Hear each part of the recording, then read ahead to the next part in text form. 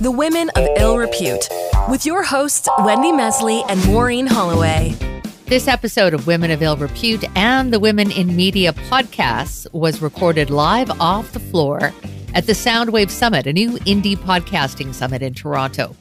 You'll be hearing a live audience, so things may sound a little different. Here we go.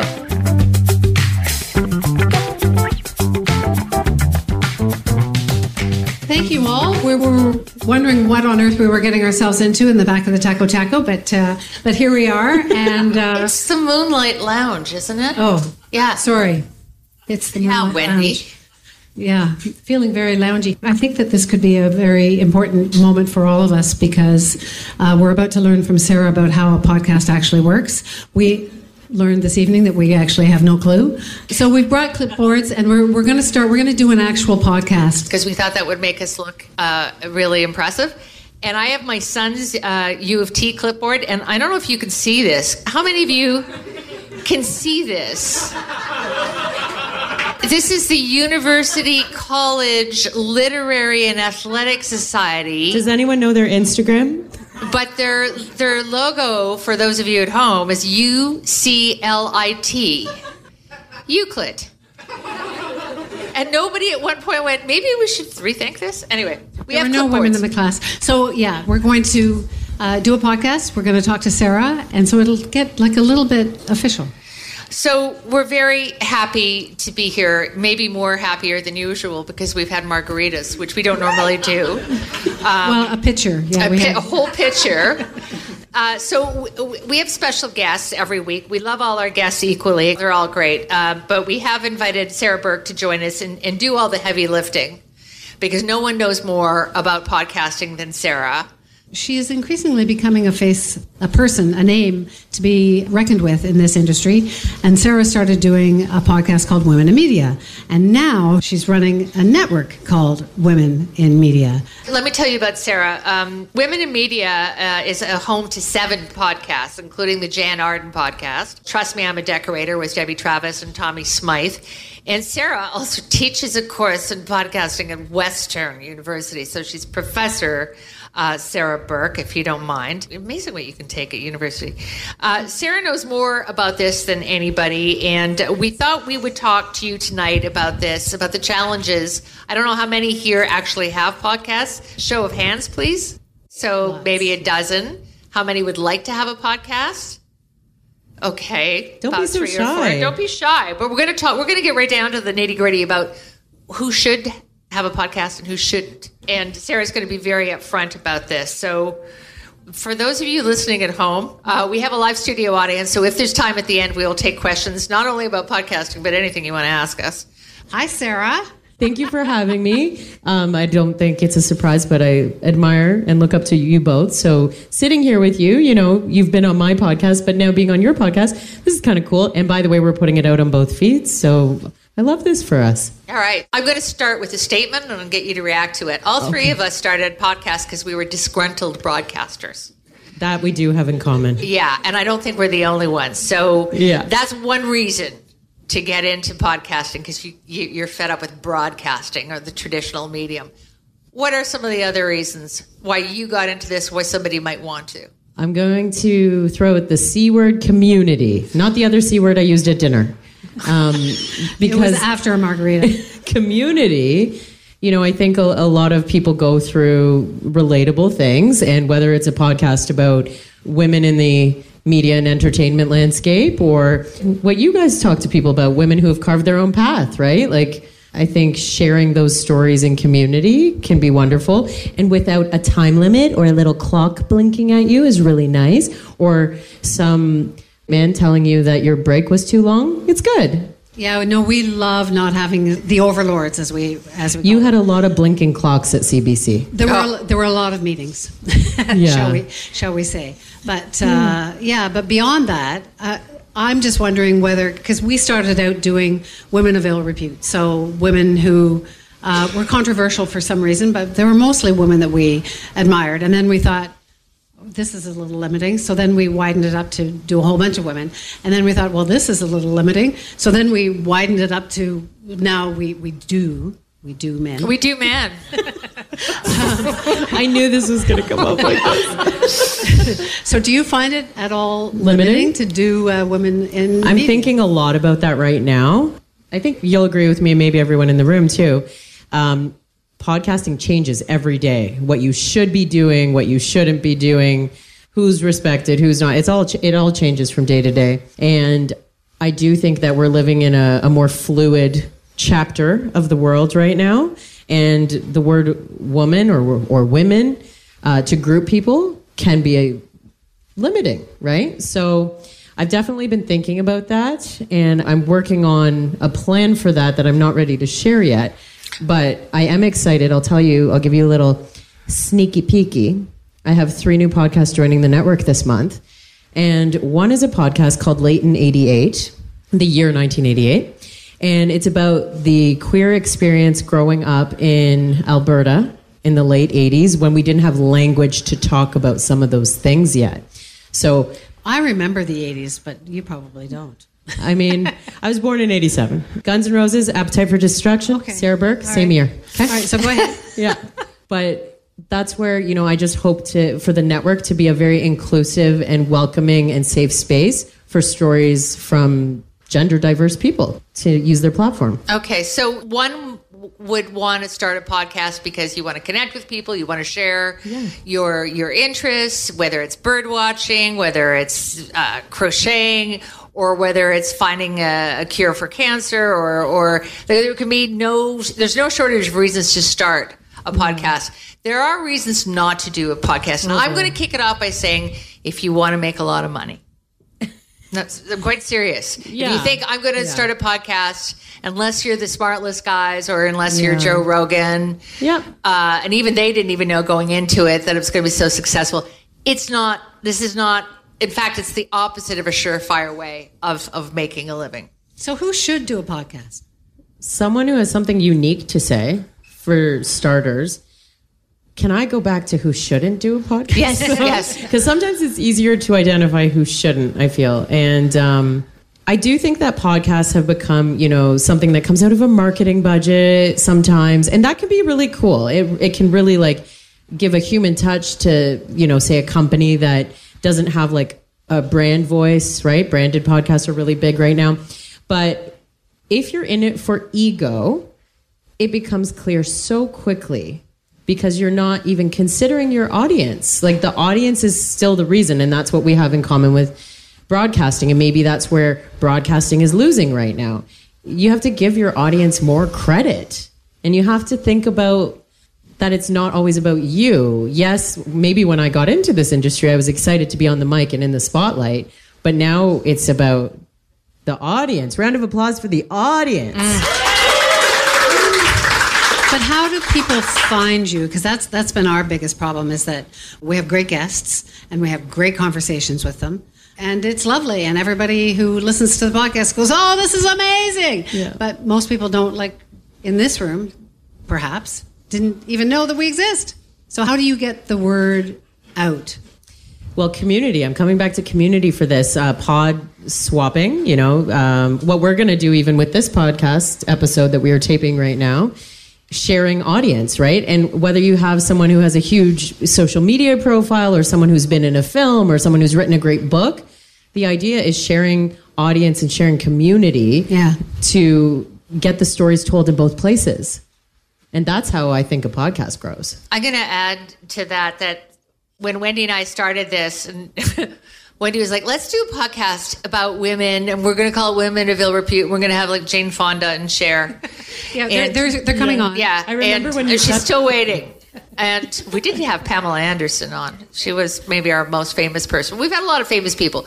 We've also had a lot of people who are not so famous, and more often than not, their stories are more interesting. It's true. The famous people, it's we all know their stories, right? But the ones that we sort of discovered, people that no one's ever heard of, that have come on, who've had, Chelsea, for example. Chelsea Wakeland, who's an author. I'm not going to get into her whole story, but her husband died, and she wrote the most amazing book called The Remains of Elsie Jane. She wrote us and said, would you read my book? And we read, we thought, She was so funny. She was so funny and so then we read sad the book, and it was it's about somebody dying. Well, her husband dying of an opiate overdose, and it was hilarious. And she was a great guest, and no one had heard of her. So my point is, if you're going to do this thinking you're going to get Cher and Jane Fonda on, well, maybe you can, but they're not going to tell the most interesting stories. It'll be the people that and that's what I love about podcasting, is that you're going to be surprised. You know, one thing I'm noticing with, you mentioned Trust Me, I'm a Decorator. So that's the podcast on the Women in Media Network hosted by Debbie Travis and Tommy Smythe. They've had some great guests. They've had Rachel Ray. The episodes that get the most action are when just the two of them are sitting there yammering on about whatever it is that they loved. They just did a hilarious episode together in Tuscany. Debbie lives in Tuscany, Italy. Tommy's normally in Toronto, but he was overseas. And, you know, hearing them clink their glass, you know, sitting side by side, and Debbie, tell them about what you did in the Rose Garden and the famous palace. And it's called 101 Ways to Get Arrested, and you're with Debbie Travis, and you should listen to it if you get a chance. But what does that tell us? You can have all the famous guests in the world. You can have celebrities, but if two people have chemistry and they can share great stories just together, that's enough. What have you found with your own podcast and the one that you're on with Jan and the ones that you produce? What are some of the weirdest moments or funniest moments or saddest moments? Because that's what podcasting is. Anything can happen, and I think that's why people listen. But what's your experience? Some resistance to change in, like, if there's a guest, let's say perhaps a veteran broadcaster who's not used to the idea of being on video and treating video as a live environment almost, even though there's no like TV studio. What do you mean? So like with Jan, we filmed the video. With Debbie and Tommy, we filmed the video, and the idea is to be able to share clips after, right? But sometimes like a guest is like, oh, do you have to release the video? And it's like, well, we're promoting what you're doing and you look great, but people are still I think some people are not used to the idea of that spotlight sometimes, and you have to respect it when that happens, of course. Well, I'm just going to pitch in with a couple of things that have really struck us. We're still waiting for Jane Fonda. She's coming, apparently. But we have been refused by a couple of people, and a couple of people who have said yes have not shown up, and other people we've had technical failings, like nothing. Oh yeah, nothing is normal. So you just have to be prepared to improvise. And I'm finding that that's the biggest problem these days with legacy media, is that it feels canned. It feels contrived so and artificial. Mo and I have been all set, and we're ready. And so where's the person? Let's give them 5 minutes. Let's give them 10 minutes. Well, I'm going to say Carol Pope stood us up 3 times. Like, and then she's out. So, yeah, that kind of thing happens. And it was like, well, why? But a parallel to even what I was saying about, like, you know, Tommy and Debbie having the most action on episodes that are just the two of them. You know, I could be in a ball cap, Jan's in her hat. Like, sometimes those episodes, again, where it's just the three of us, me, Caitlin, and Jan, and, like, we're all kind of essentially in sweatpants. Those are the videos that resonate the most on YouTube. And you're sitting there thinking, like, oh, my God, we all look like crap. But it's, again, when you're authentic, I think, in the conversations you're having, it's going to hit in a different way. Well, it's weird that we've been able to do our podcast with a ring light that I bought at the local Dollarama and a microphone that was shipped to me. And that's about it. And Mo is the technical wizard. Oh, this is so funny. I don't know how did that happen? I don't know. How did I end up being the technical person? How did I end up being the fucking bookkeeper Aiden while I'm on that? In the room is the technical person. Thank God. But seriously, how did that happen? We're so lucky to have you. This is the first time. This is an interesting thing about podcasting in our group. Wendy lives in Prince Edward County and east of Montreal. I'm in Toronto. Matt Kundle, who runs her production houses in Winnipeg. Aiden, who works for Matt. Aurora. Our chase producer, Yet Belgraver, lives in Invermere, BC. Yeah. And we've never met. Well, we've met yet. I've never met Matt. We met Aiden today. And our social media person is Montreal. That's one of the great things about doing a podcast is you can get your friends from all over the world, or not even your friends, people that become your friends, and you can all work together on a project and not be in the same place. And I mean, you can do that with a lot of things, but with podcasting, you can put on a show.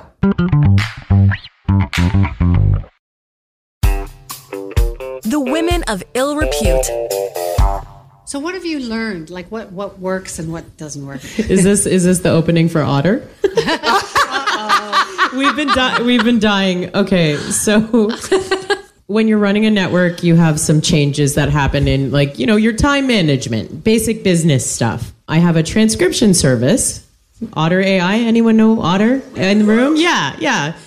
So I start using Otter, and it can take notes for you, but it's mostly for me for transcription for episodes, because we're all concerned about accessibility in the room, right? Yes. So anyway, little did I know, I somehow connected my calendar to Otter.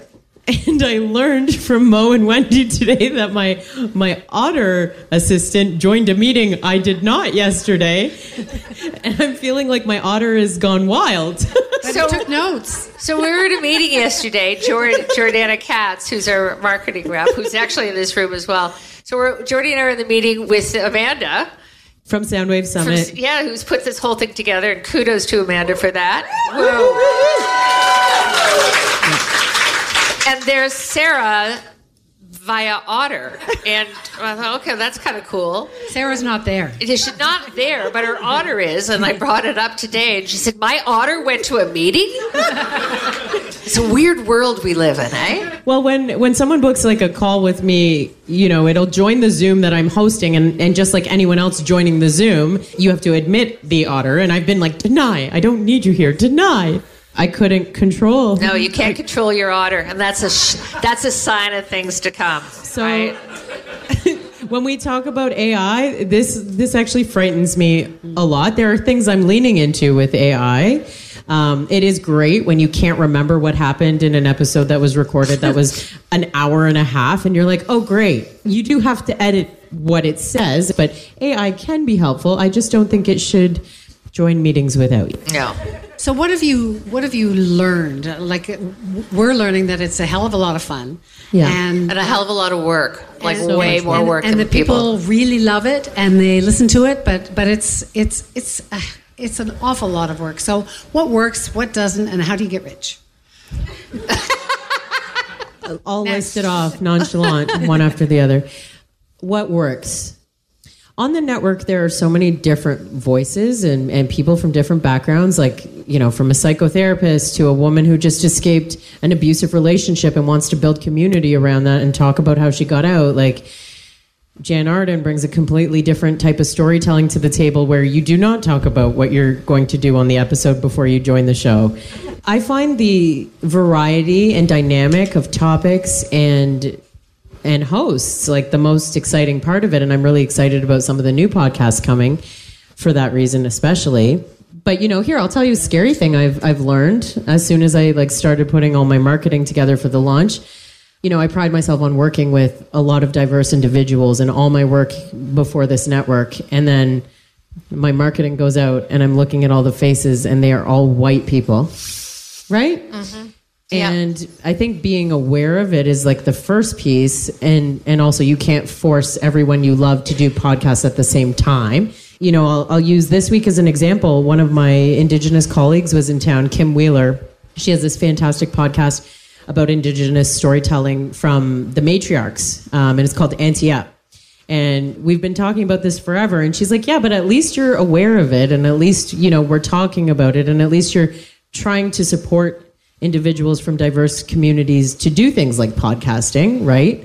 That's where, what I'm learning is that, again, the privilege of holding a microphone, it used to be exciting for me to hold the microphone, but now I'm kind of looking at who should be holding the microphone other than me. Well, that goes back to how we started this. Who should be doing a podcast and who shouldn't? And that's a really good point. The privilege of it. Wendy and I, who are a little bit older than Sarah, and probably everyone in this room. Only a few years.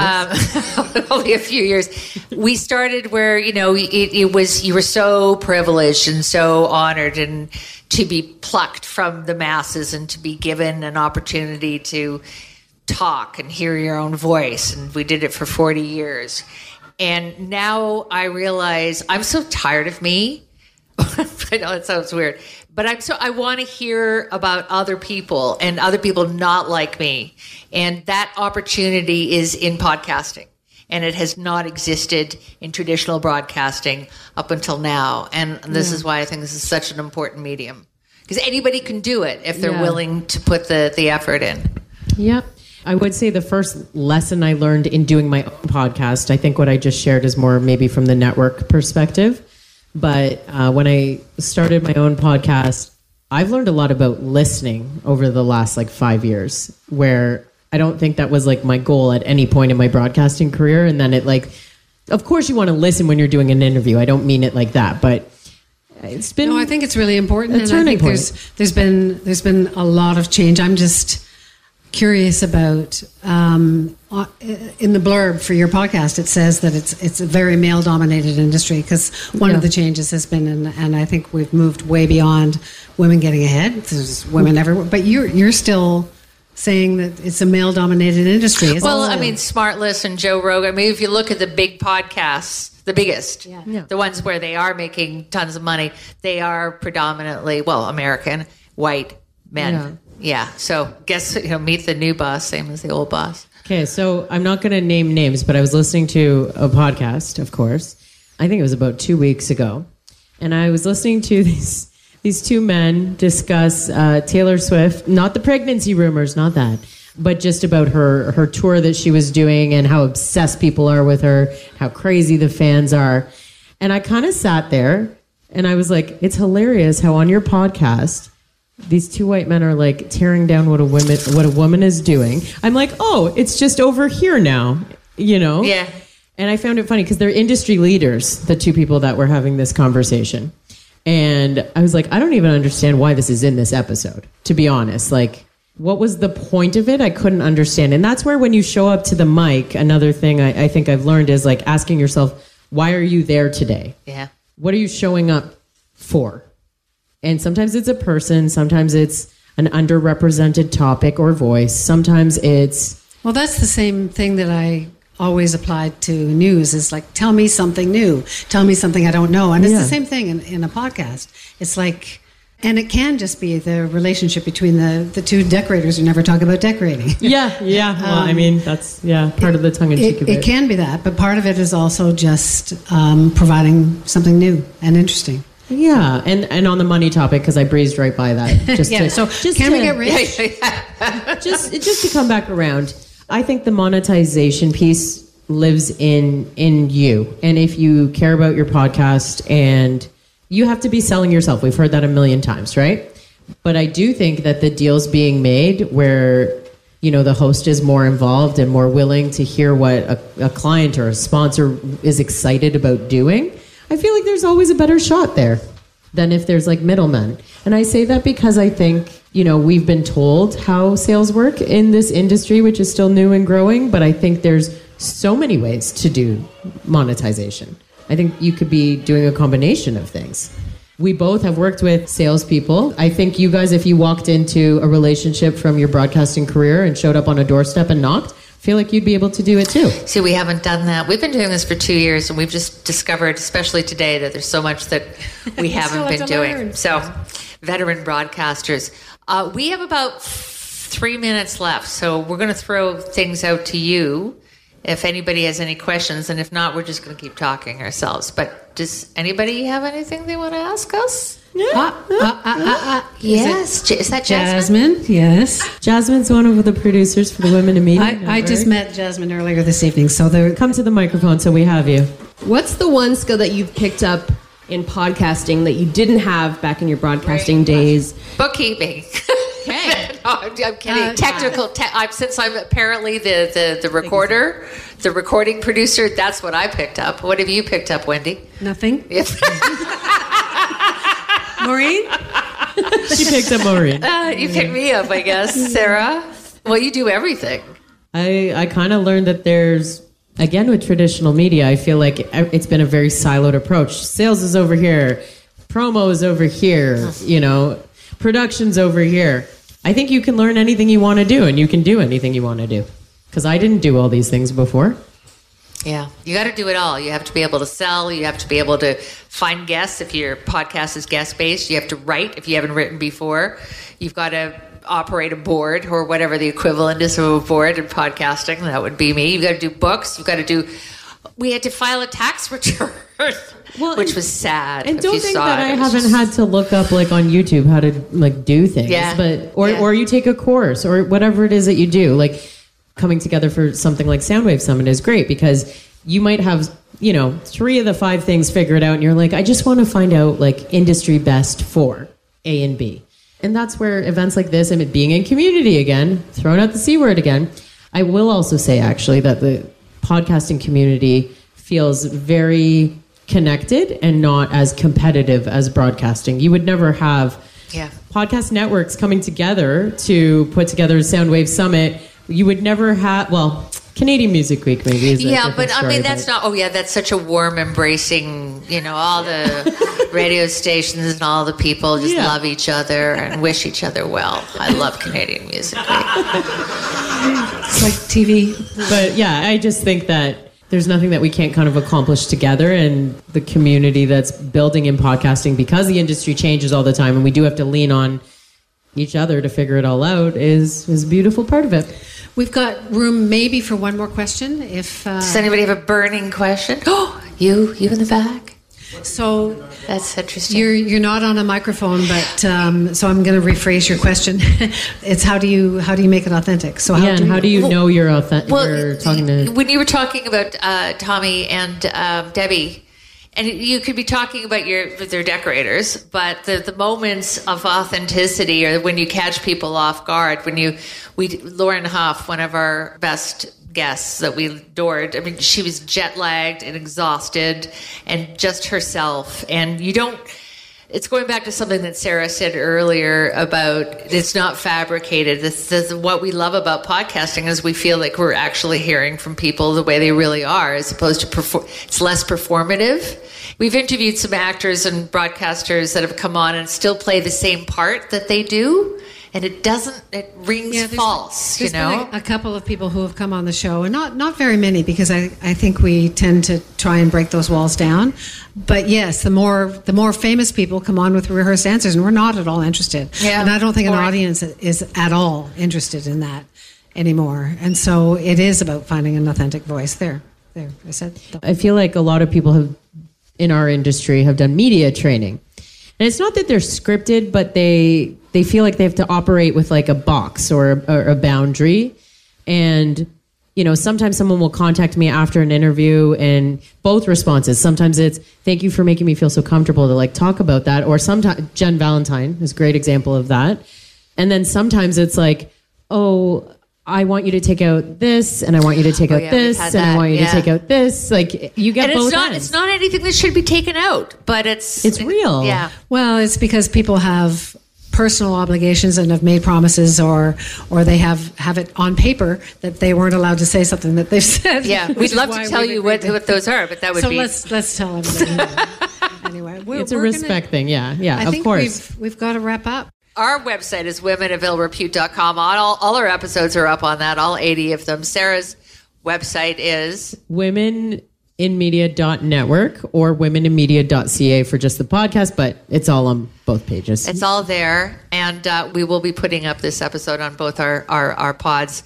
Once again, thank you to Amanda and the team for putting this together. Thank you all for being here. We really appreciate your interest, and good luck with all your podcast dreams.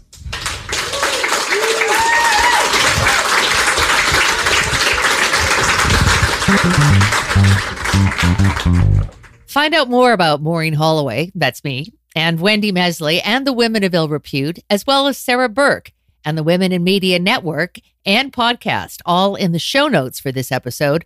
Our websites are, respectively, womenofillrepute.com and womeninmedia.network. Subscribe, follow wherever you get your podcasts. You can also leave a review and connect on our socials. Thank you for listening. Women of Ill Repute was written and produced by Maureen Holloway and Wendy Mesley, with the help from the team at the Sound Off Media Company and producer Yet Belgraver.